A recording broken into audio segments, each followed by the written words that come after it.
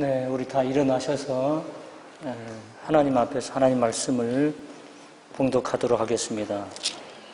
오늘 말씀은 누가복음입니다.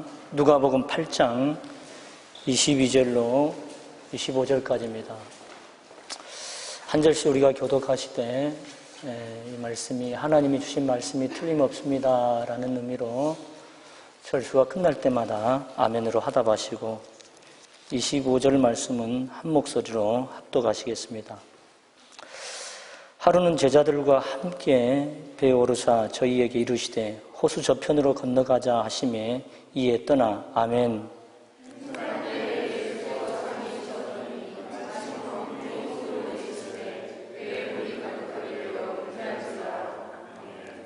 제자들이 나와 깨어 가로되 주여 주여 우리가 죽겠나이다 한데 예수님께서 잠을 깨사 바람과 물결을 꾸짖으시니 이에 그쳐 잔잔하여지더라. 아멘. 25절 합독하십니다. 제자들에게 이르시되 너희 믿음이 어디 있느냐 하시니 저희가 두려워하고 기이 여겨 서로 말하되 저가 위기에 바람과 물을 명하며 순종하는고 하더라. 아멘. 할렐루야. 여러분들 주님의 이름으로 축복하고 환영합니다. 오늘 말씀은 믿음의 모습이라는 제목으로 여러분과 함께 은혜 나누고 싶습니다. 여러분 미국에서 미국의 최초로 흑인 국무장관이 된 사람이 있죠. 미국 최초의 흑인으로서 국무장관이 된 사람 콜린 파월 국무장관이 있습니다. 이분의 그 전기를 보게 되면 그런 이야기가 나와 일화가 있는데 이분이 태어난 가정이 굉장히 슬럼가에서 태어났잖아요. 굉장히 가난한 집안이었습니다. 그래서 나이가 17살 때부터 아르바이트를 했어요.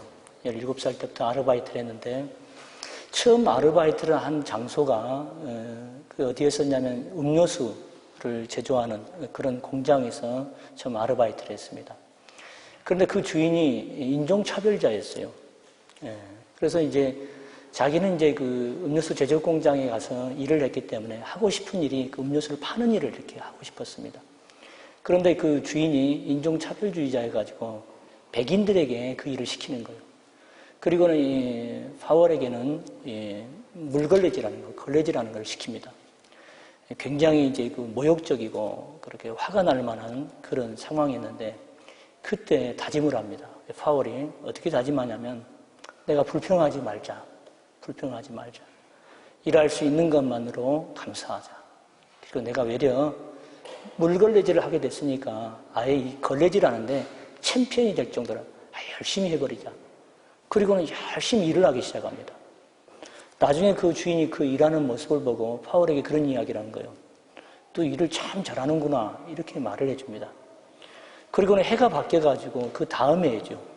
그 다음에 또 그 아르바이트를 또 그 장소에서 하게 됐어요.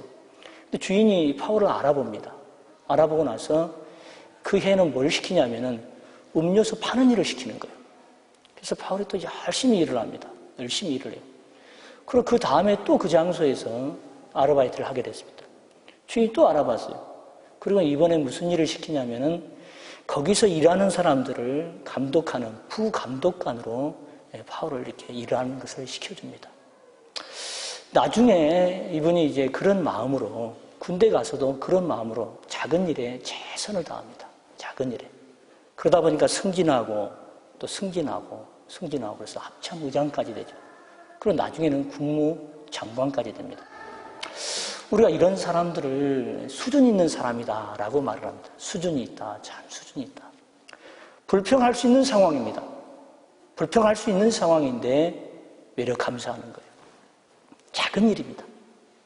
아주 작은 일인데 그 일에 최선을 다하는 사람. 이런 사람은 수준이 있다라고 말을 합니다. 그런데 수준이 그런 일에만 있는 게 아니에요. 이 수준이라는 것이 여러분 믿음에도 수준이 있습니다. 우리가 가지고 있는 믿음이 다 똑같은 것 아니에요. 다 수준이 있습니다. 수준이 있습니다. 그래서 어떤 사람은요, 그런 사람이 있어요. 일주일에 예배 한 번 참석한 것으로 만족한 사람이 있습니다. 신앙생활 다 했어. 주일 예배 한 번 딱 드리면 신앙생활 다 하는 것으로 생각하는 사람이 있어요. 반면에 어떤 사람은요, 정말 열심히 일을 합니다. 섬기고, 봉사하고, 막 예배 있는 막 찾아가고. 그런데 그 사람 마음 한켠에 또 뭐가 있냐면, 이 새벽 예배 드리지 못한 것 때문에 괴로워하는 사람도 있더라고요. 새벽 예배를 드리지 못하는 것을 괴로워해요. 내가 이렇게 신앙생활을 하면 안 되는데, 더 열심을 내야 되는데, 시간을 내서 막 예배를 드려야 되는데, 그것 때문에 괴로워하더라고요. 다르지요, 다릅니다. 믿음에도요, 수준이 있더라고요. 그래서 여러분, 제가 우리 싱글의 형제 또 자매들에게 이야기해주고 싶은 이야기가 그거예요. 앞으로 결혼할 사람들, 또 부부들은요, 반드시 신앙의 수준이요, 비슷해야 됩니다. 남편과 아내의 신앙이 비슷해야 돼, 비슷해요. 그렇지 않게 되면 평생입니다, 평생. 부부 생활 하는 내내 갈등이에요. 내내 싸우게 됩니다. 내내 싸우게 됩니다. 그래서 제가 볼 때는요, 어떤 사람은 큰일 할 사람입니다. 제가 볼 때는. 큰일 할 사람. 근데 남편 때문에, 아내 때문에 아무것도 하지 못해요. 불행하죠. 평생 거기에 매여 있습니다. 남편에 매여 있고, 아내에 딱 매여 있는 거예요. 신앙이 비슷한 수준의 신앙을 갖고 있는 부부들을 봐보세요. 남편이 됐든 간에 아내가 됐든 간에 어디 가서 말씀 딱 듣고 은혜를 받았잖아요. 그런 이야기 하잖아요. 내가 그냥 이번 주 말씀 듣고 막 이런 은혜를 받았어. 그러면 그렇게 말해줍니다. 그래. 당신이 은혜 받았구나. 하나님께서 당신 마음에 그런 마음을 주신 것을 보니까 나에게도 순종하라고 그런 것 같아. 나도 순종해야지. 이 가정은 정말 행복한 가정입니다. 정말로 잘 만난 사람이죠. 근데 어떤 가정은 그런 가정이 있어요.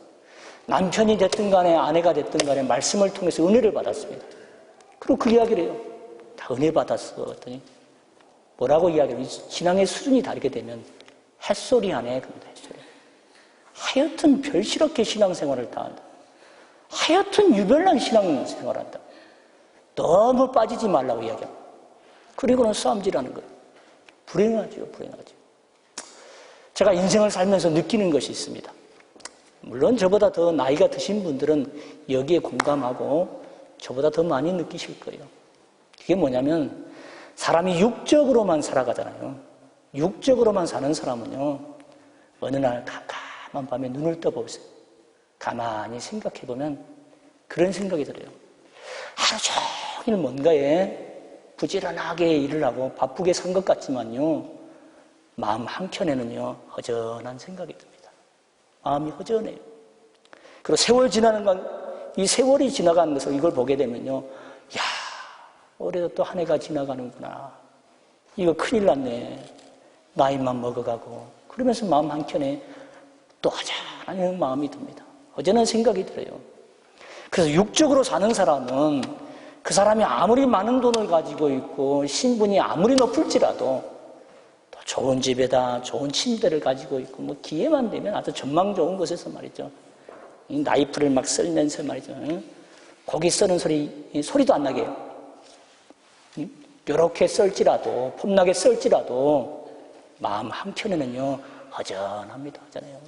허전합니다. 왜 그렇습니까? 사람은요 영적인 존재이기 때문입니다.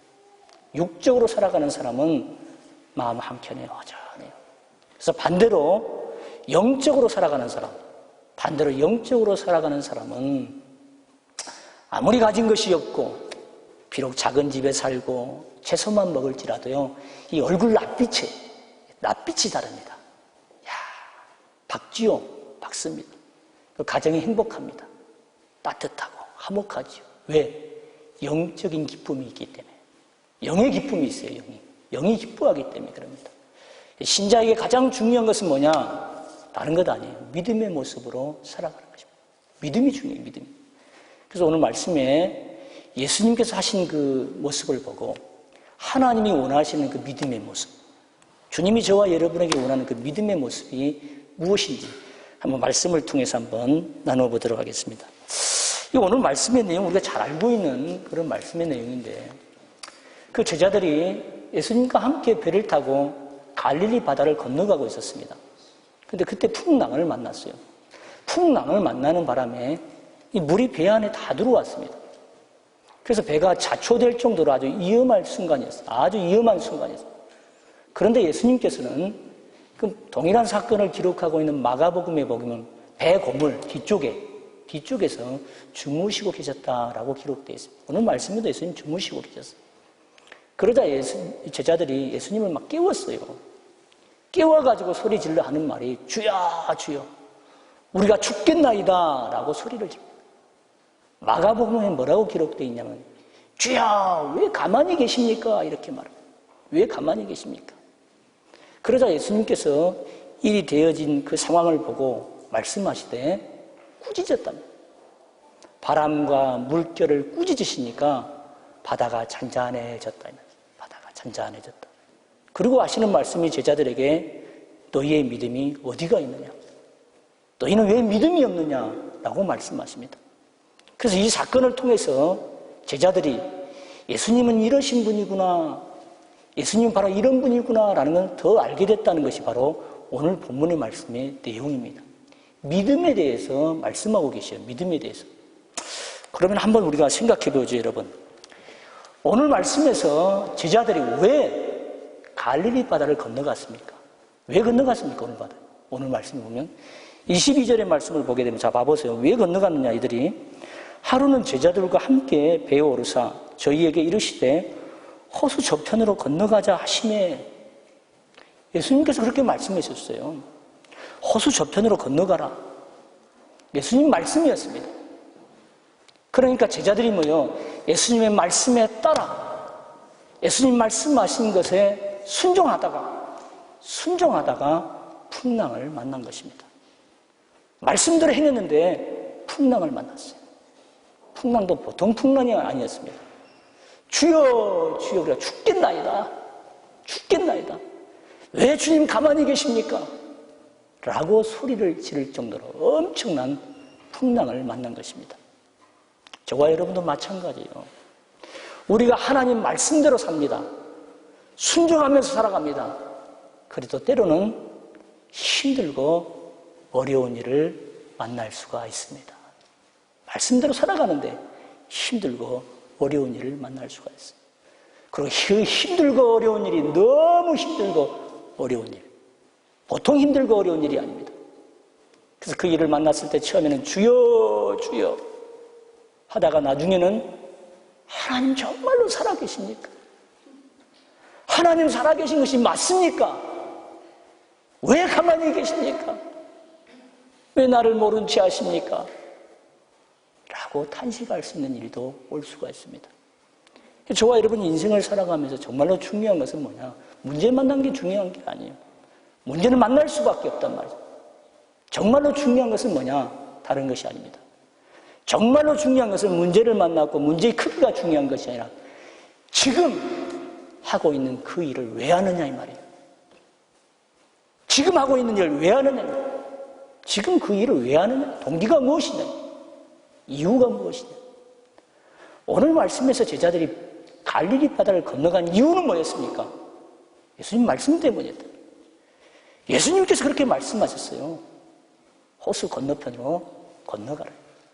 그 말씀에 순종하다가 풍랑을 만났습니다. 그랬더니 예수님께서, 그 이유를 알고 계신 예수님께서, 그 동기를 알고 있는 예수님께서 그 문제를 외면하지 않으셨다. 그리고 말씀하시기를 바람과 물결을 꾸짖으시니까 바다가 잔잔해졌다. 저 여러분 인생을 살면서 정말로 중요한 것은 다른 게 아닙니다. 문제를 만나고 문제의 크기가 중요한 것이 아니라 지금 왜 그 일을 하고 있냐, 지금 그 일을 왜 하고 있냐 말입니다. 그래서 지금 내가 하고 있는 그 일이 하나님의 말씀이라면, 말씀대로 순종해서 생긴 일이라면 반드시 하나님께서 책임져 주시고 해결해 주신다. 왜? 내가 믿는 그 주님은, 내가 믿는 그 하나님은 바로 약속의 하나님이시기 때문입니다. 신실하신 하나님. 저와 여러분이 문제를 만날 때요, 점검해야 봐야 될 건 다른 게 아닙니다. 문제 만났을 때 점검해야 봐야 될 건 다른 게 아니에요. 지금 내가 하고 있는 이 일을 왜 하고 있냐 말입니다. 왜 하고. 지금 내가 하고 있는 그 이유가 뭐냐 이 말입니다.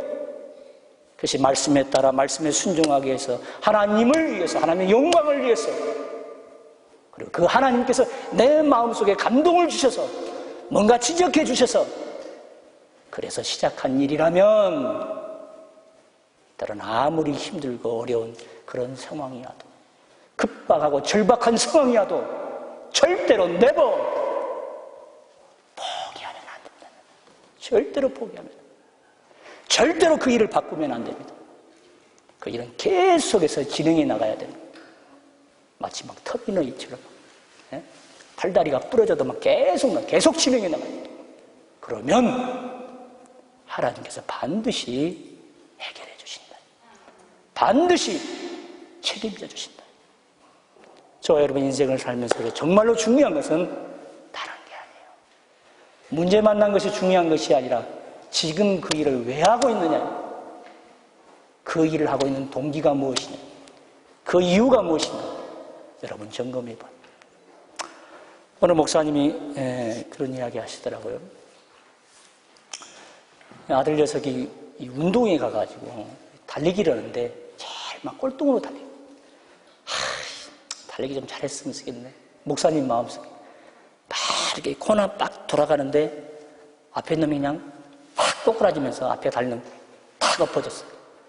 그랬더니 목사님이 아싸 가오리, 아싸 계속 넘어져라, 아싸 가오리. 야, 목사님이 위해서 그러는 목사님에서 아싸 가오리. 야, 때로는 목회자도 어느 순간에 자기가 목회자라는 걸 잊어버리는 순간이 있습니다. 목사님도 그런데 여러분도 마찬가지겠죠. 때로는 자식 때문에, 남편 때문에, 아내 때문에 내가 신앙인이라는 것도 잊어버립니다. 정말로 중요한 게 뭐냐? 다른 거 아니에요. 지금 그 일을 하는 이유가 뭐냐 이 말이에요. 내가 왜 그 일을 하고 있느냐? 동기가 뭐냐 이 말이에요. 동기가 뭐냐? 그래서 그 이유와 동기가 바로 내 욕심이고 바르지 못한 동기고 하나님의 영광을 빙자한 것이라면 빨리 돌이키십시오. 좀 빨리 돌이켜야 돼요. 하나님이 어떻게 해주시겠지? 천만의 말씀입니다. 출발이 잘못됐는데 왜 하나님이 어떻게 해주십니까? 동기가 잘못된 것은 안 되는 것입니다. 안 되는 것은 안 되는 거예요, 여러분. 그래서 믿음의 모습은 뭐냐? 다른 게 아니에요. 그 내가 시작한 그 일이 바로 말씀인 근거를 두고 있는 것이어야 됩니다. 내가 시작한 그 이유와 동기가 바로 하나님을 이해한 것이어야 됩니다. 이게 바로 믿음의 모습이에요. 두 번째 또 한번 봐보실까요? 오늘 말씀에 나와 있는 믿음의 모습은 어떤 믿음의 모습이냐? 24절 말씀 봐보세요.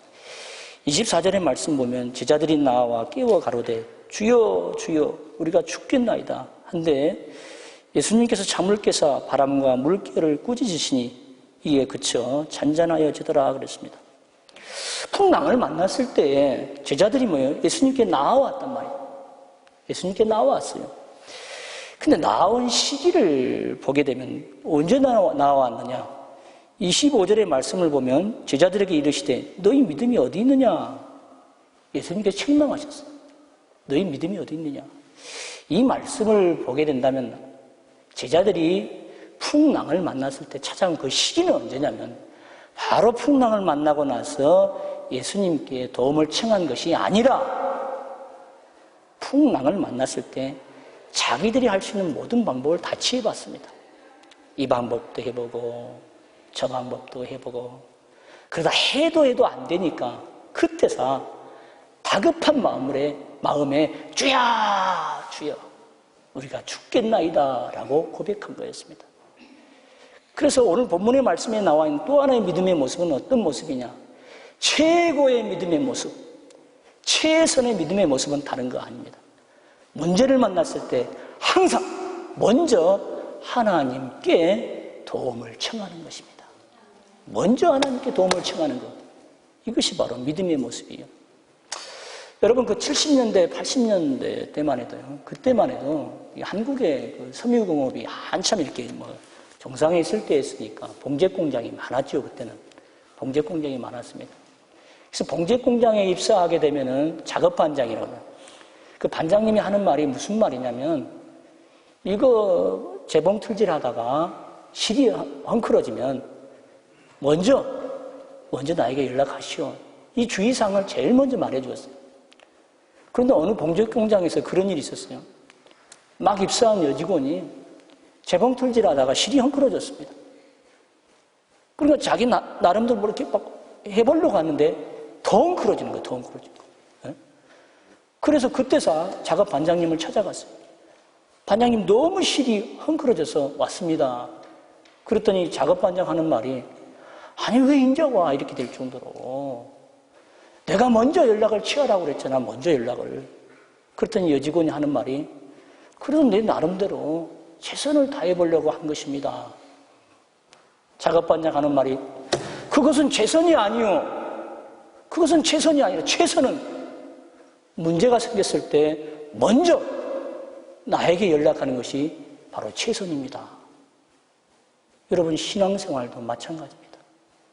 최고의 방법, 최고의 믿음은 뭐냐? 먼저입니다. 먼저 하나님께 도움을 청하는 것입니다. 먼저. 이것이 바로 최고의 믿음이에요. 그래서 저와 여러분이 하는 기도도 마찬가지예요. 우리가 하는 기도, 이것도 최고의 방법과 최선의 방법이 기도다라고 인식을 해야 됩니다. 그런데 신앙생활 하다 보면 대부분의 사람이 그런 것 같아요. 기도를 최고의 방법과 최선의 방법으로 생각하는 것이 아니라 할 것 다 해봅니다. 이 방법, 저 방법 다 해보다가 안 됐을 때 그때서 기도하는 거예요. 안타깝죠. 안타깝습니다. 그러나 기도를 최고의 방법, 최선의 방법이라고 생각하는 사람은 기도하는 것도 다릅니다. 정말로 달라요. 간절히 기도하죠. 애시당초 의지할 방법이 없으니까, 의지할 사람이 없기 때문에 정말 간절히 기도합니다. 시간을 내서 날마다 기도하고, 기도하는 모습도 사력을 다해서 기도합니다. 무릎을 꿇고 엎드려서 기도합니다. 그런데 기도에 대해서 이 기도가 최고의 방법이다, 최선의 방법이다 라고 생각하지 않는 사람은 기도하는 것도 다릅니다. 하는 둥 마는 둥 합니다. 기도하는 자세도 한번 봐보세요. 축구할 때는 막 인대가 막 끊어지더라고 막 연골이 파열될 정도로 막 슬라이딩 합니다. 슬라이딩. 무릎 깨져가지고. 근데 기도할 때는 절대 무릎 꿇지 않습니다. 안 합니다. 물론 기도를 안 하는 것보다는 낫겠죠. 근데 왜 그런 식으로 기도를 하느냐? 뭔가 믿는 구석이 있기 때문에. 뭔가 의지하는 게 있기 때문에. 그렇지 않고서야 그럴 수가 없지요. 하나님만 의지하는 사람이라면 사력을 다해서 기도할 수밖에 없습니다. 여러분 지금 이렇게 앉아있지만요, 말씀 듣는 것도 그래요. 누가 제일 경청하는지 아십니까? 무슨 직분이 높고 신앙의 연수가 어려워 천만의 말씀입니다. 모태신앙이 천만의 말씀입니다. 정말로 하나님 말씀에 경청하는 사람은 다른 사람 아니에요. 지금 실패를 경험한 사람입니다. 지금 넘어졌다가 일어난 사람입니다. 이런 사람들이 하나님 말씀에 막 경청해요. 하나님 뭐라고 말씀하시지? 왜 그런 줄 아십니까? 어차피 내세울 게 하나도 없거든요. 나를 자랑할 게 하나도 없습니다. 하나님 말씀에 막 경청하는 거예요.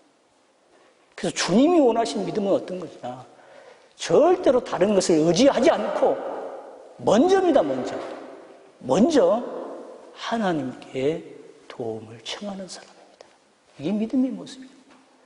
그래서 여러분이 여기 앉아있지만 여러분들 시험 볼 때도 마찬가지예요. 무슨 그게 뭐 입학시험이 됐든 졸업시험이 됐든 간에 성적이 안 좋아가지고 나중에서만 하나님 진로 문제를 어떻게 하면 좋겠습니까? 이렇게 도움을 청하는 것보다 먼저입니다. 먼저. 시험 보기 전에 먼저 기도하는 거예요. 먼저 하나님께 도움을 청하는 것입니다. 지혜를 주세요. 하나님 인도해 주세요. 이게 믿음의 모습이에요. 결혼생활도 마찬가지. 결혼하는 것도 마찬가지입니다. 나중에 결혼생활 하다가 내가 어쩌다가 이런 인간을 만났나. 그때 미스터 킴을 만났어요. 그때 미쓰리를 만났어야 했는데 아이고 아까운 것들을 발등을 찍는다. 이런 소리 할 필요 없습니다. 장가가기 전에, 결혼하기 전에 도움을 청하세요. 하나님 분별력을 허락해 주십시오. 이게 믿음의 모습이에요. 사업도 마찬가지, 직장생활도 마찬가지입니다. 달커덕 사업 시작하고 직장생활 하면서 나중에 힘들고 어려운 일 나타나니까 그때서 하나님 도와주세요. 그것보다는 사업 시작하기 전에, 직장생활 하기 전에 먼저 하나님께 도움을 청하는 거예요. 하나님, 이 사업하는 게 맞습니까? 내가 이 직장생활 하는 거 맞습니까? 먼저입니다. 먼저 도움을 청하는 것이 바로 믿음의 모습입니다. 말씀 준비하다 보니까 여러분도 생각나실 거예요. 이번 그 런던 올림픽 때, 유도의 김재범 선수가 한 말 있잖아요. 생생합니다. 유도의 김재범 선수가 그런 이야기를 했잖아요. 자기가 지난번 베이징 올림픽 때, 그때는 죽기 아니면 살기로 했단 말이에요. 죽기 아니면 살기로 했더니 은메달을 땄다. 그래서 이번 런던 올림픽 때는 죽기 아니면 살기가 아니다. 살기를 빼버렸다. 죽기로 했다. 죽기로. 살기는 아니다. 죽기로 했더니 금메달을 땄다고. 그런 이야기 했잖아요. 감동입니다. 감동. 신앙생활도 마찬가지입니다. 믿음